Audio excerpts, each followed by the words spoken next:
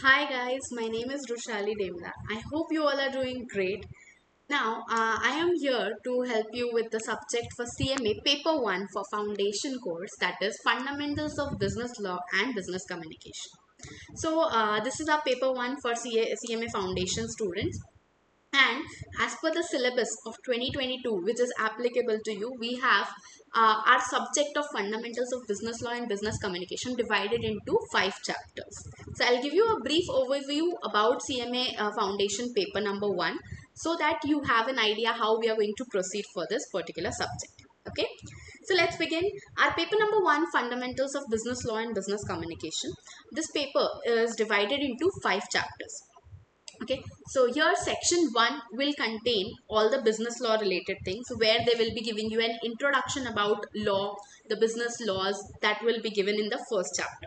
Your second chapter will be talking about the contract act, and third will be your sales of goods act and negotiable instrument. The section B is talking about your business communication, right? So business communication will include all the things which are required for maintaining like letter drafting, etc. All these things will be there. Now about the weightage, about the coverage of the particular chapters over here, your business law related part covers your 80% and your communication parts will be 20%, right? So you know how important these chapters are. You have your MCQs. Even though you have your MCQs, we have to be thorough with all the chapters. We have to be thorough with all the concepts of this chapter. Okay, so this is a little bit about our syllabus. Now proceeding further, what type of chapters will be there, what will be covered over there, I'll just give you a brief overview. So in the introduction, they'll be telling you how law is prepared, what is the source of law, what is the legislative process in India, how law is prepared, legal methods, court system, and primary subordinate legislation. Then when it comes to second chapter, that is your Indian Contract Act, we'll be learning essential elements of a contract, types of contract acceptance, types of agreements, then consideration, all these variety of contract related things we'll be learning. Okay. Now, then breach, if the contract is broken, if you don't perform that contract, if breach is there, then what is to be done? Correct. So this is a little overview about our first 2 chapters. Going on ahead with sale of goods act, the sales that we do, the goods that we purchase, they have a specific act called as sale of goods act. Okay, so this again chapter includes your definition about particular things, like goods definition will be given, sale definition, who is a seller, who is a buyer, all these things will be given. Then transfer of ownership will be given, like how the goods are transferred, what are essential things for sale of contract to be done, conditions, warranties. As we buy some product, we see there is condition warranties, we'll talk about it. Then how your contract will be performed. If you don't pay like for the product that you have purchased, then what rights are there with the seller.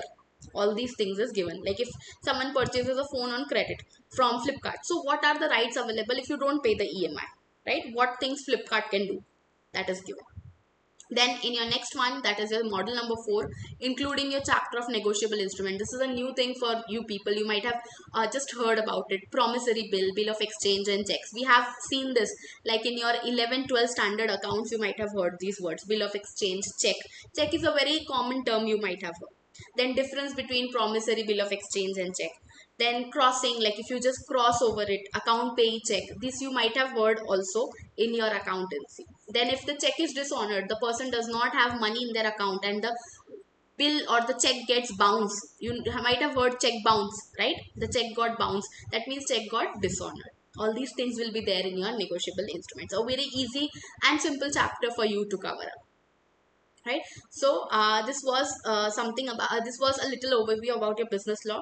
So this comes around your 10%, this is your 30%.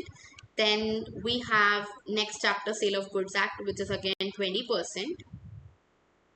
Then your negotiable instrument act and business communication is again 20% and 20% questions that are usually asked. How that is how your ICI has divided your syllabus. Okay, your cost accountants of India Institute has divided the syllabus. Then we have introduction of business communication. What is there, like what are features of effective business communication, what you should be doing. Communicating with your friends is different than how you communicate in a business. So all these overview is given over here. What features should be there, what is the process of communication, should we write a mail, should we send a letter, or should we send a text message, how the things are to be done. what other types of business communication, internet based like sending emails, what things we should do and not do through communicating through social media. If you're contacting someone through Instagram, WhatsApp or LinkedIn, what things you should do and what not will be given over here, right? So these business related things we will be learning in this particular chapter. Writing and drafting of business audiences, intercultural and international business communication, how things work in India and outside India, what culture barriers we have to keep in mind, how we have to communicate. Then barriers to business communication, what can be a barrier? Language can be a barrier. If you want to communicate to someone in China, they won't be understanding English that very well or Hindi very well, right? So that's why we'll have to communicate in language that is easily understandable by both the parties. Then legal aspects of business communication, what things we need to keep in mind as per legality, as per the law. And use of graphics and references for business communication. So this is a little overview about your entire subject.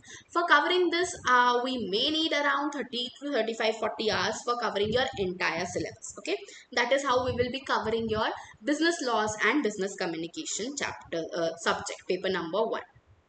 So I hope you got a little overview about this subject.